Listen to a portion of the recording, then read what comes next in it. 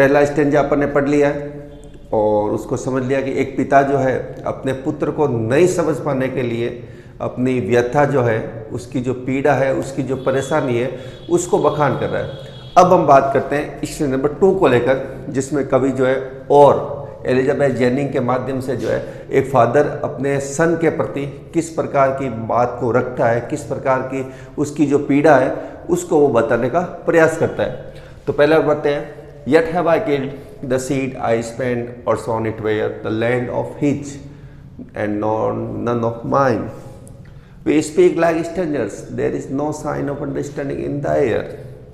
The child is built to my design, yet what he loves I can't say it. ये line जो है Elizabeth ginning ने कहा है। क्या कहते हैं, देखो पिताजी, यट फिर भी एक प्रकार से प्रश्नवाची चिन्ह लगता है यहाँ लगा हुआ है। तो यट फिर भी क्या कह रहे हैं, हैव आई किल्ड, क्या मैंने समाप्त कर दिया है, क्या मैंने उनको मार दिया है या उसको समाप्त कर दिया है। किसको समाप्त किया है, द सीड, सीड का मतलब होता है बीज, क्या मैंने उस बीज को समाप्त कर दिया है। कौन सा बीज, आई स्पेंट, जिसको मैंने खर्च किया था, स्पेंट का मतलब खर्च करना, और सॉन, या फिर जिस बीज को मैंने बोया था, सोन का मतलब होता है बोया, मतलब जिस बीज को या तो मैंने खर्च किया था या मैंने बोया था। कहाँ पर, where the land of his and none of mine, कि उस भूमि पर बो दिया जो भूमि मेरी नहीं थी, वो उसके खुद की थी। कहने का मतलब ये हुआ कि यहाँ पर जो बात की जा रही है पोइट के द्वारा, कवि ये कहने का प्रयास कर रहा है कि जिस बच्चे रूपी बीज को मैंने पाल पोस के बड़ा किया, उसको मैंने संस्कार दिए, उसको मैंने अपना ज्ञान दिया, लेकिन वो ज्ञान जो है अब मेरे सामने उत्पन्न होके नहीं आ रहा है। मैं उस ज्ञान को वापस जो है उसमें नहीं देख पा रहा हूँ जो मैंने ज्ञान दिया है। इसका मतलब ये हुआ कि वो कह रहा है कि जिस भूमि पर मैंने उस बीज को बोया था, इसका मतलब हुआ कि जो मैंने उसको संस्कार दिए थे, वो संस्कार मैं अपनी तरफ से उसको दे रहा था, लेकिन वो मुझे अब संस्कार उसके अंदर दिखाई नहीं दे रहे। यही यहाँ पर कहने का मतलब है कि ये भूमि उसकी थी, मेरी नहीं थी। भूमि उसकी होने का मतलब है कि जो मैंने संस्कार दिए थे, वो संस्कार मेरे दिए हुए जो है किसी भी रूप में मेरे वापस काम में नहीं आ रहे हैं। मतलब मेरे द्वारा इस संस्कार दिए गए हैं और उन संस्कारों को मैं खुद नहीं समझ पा रहा हूँ। इस बात को लेकर उसको पीड़ा है, उस बात को लेकर उसको दुख है।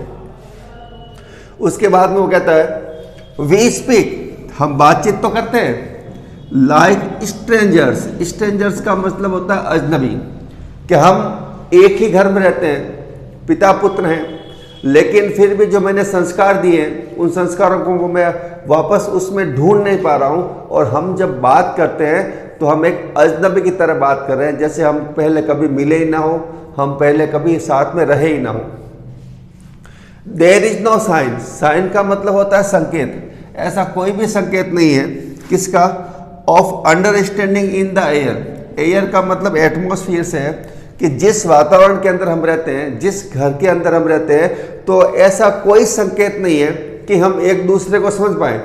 ना तो मैं उसको समझ पा रहा हूँ, ना वो मुझे जो है समझ पा रहा है। मतलब जो केमिस्ट्री होती है परिवार के लोगों के बीच, सामंजस्य की जो केमिस्ट्री होती है वो बहुत ज़्यादा मायने रखती है।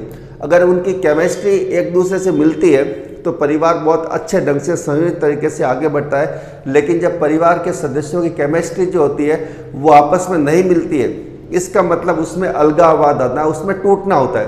तो यहाँ पर यही बात की जा रही है कि हम एक घर में रहते हैं, पिता पुत्र है, छोटे से बड़ा मैंने इसको किया है, अपने संस्कार दिए हैं, लेकिन अभी तक जो है हमारे बीच में जो समझदारी की जो एक प्रकार का माहौल है, एक दूसरे को समझने का जो माहौल है, वो माहौल हमें नहीं मिल रहा है। और हम जब भी मिलते हैं घर के अंदर जब माहौल होता है तो वो एक इस तरह से होता है जैसे कोई अजनबी लोग आपस के अंदर मिल रहे हो। द चाइल्ड इज बिल्ड, बच्चे का पालन पोषण किया गया, निर्माण किया गया, टू माई डिजाइन, डिजाइन का मतलब यह संस्कार के लिए ले सकते हैं कि मैंने अपने अनुसार उस बच्चे को पाला पोसा, बड़ा किया।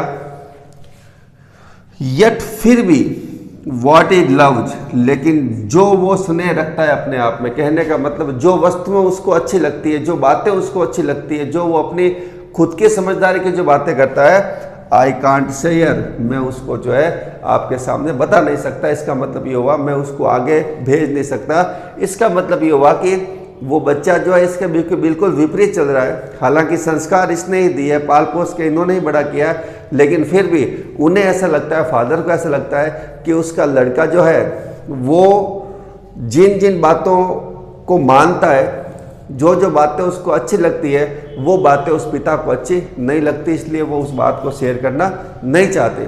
तो ये तो था इश्यू नंबर 2, जिसके अंदर एक पिता जो है अपनी बात को रख रहा है, जिसमें ये कह रहा है कि मैंने उस बीज को बोया, लेकिन मुझे अब ये लगता है कि जो संस्कार मैंने दिए थे, जिस भूमि को मैंने अपनी माना था, वो भूमि मेरी अपनी नहीं थी, वो भूमि उसकी खुद की थी। मतलब जो संस्कार मैंने उसको दिए थे वो मैंने अपने मान के उसको दिए थे, लेकिन वो संस्कार उसके अंदर दूसरों की तरह से हो गए। कहने का मतलब वो संस्कार मिले ही नहीं उसको जो उसको दिए गए, और वो एक अजनबी की तरह अपने पिता के साथ जो है वो व्यवहार कर रहा है। और फिर कह रहा है कि हमारे अंदर जो है समझदारी जो एक दूसरे की होती है, एक दूसरे को समझने की जो प्रक्रिया होती है, वो बिल्कुल भी नहीं है, शून्य है। और जो वो बातें पसंद करता है, हालांकि बच्चा जो है एक पिता की मर्जी के अनुसार बड़ा हुआ है, उसके अनुसार ही पला बढ़ा है, लेकिन फिर भी जो है उन दोनों के बीच में समझदारी जो है वो बिल्कुल भी नहीं है। तो ये इस नंबर 2, आप इसका स्क्रीनशॉट ले लीजिए। फिर अपन आगे चलते हैं और बात करते हैं स्टेज नंबर 3 को लेकर।